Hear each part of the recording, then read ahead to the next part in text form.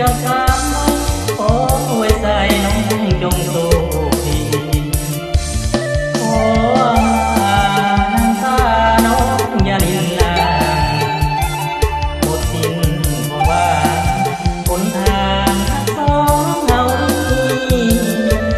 พ่อแม่น้องต้องการคนรวยมั่งมีไม่จนสิ่งทนทางนี้ขอคนดียังมองไม่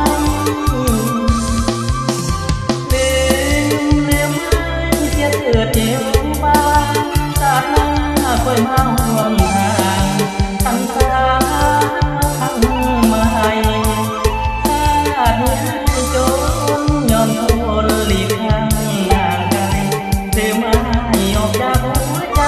ให้คิดว่าสายใจแล้วเด้อพอ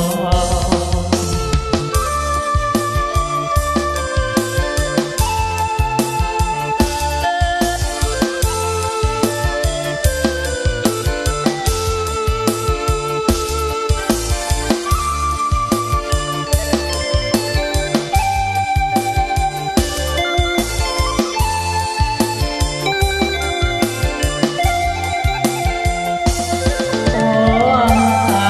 น้ำตาน้องอย่าลินลางหมดสิ้นบ่ว่าหนทางสองเฮานี้พ่อแม่น้องต้องการคนรวยมั่งมีให้จนจึงทนทางนี้ขอคนดี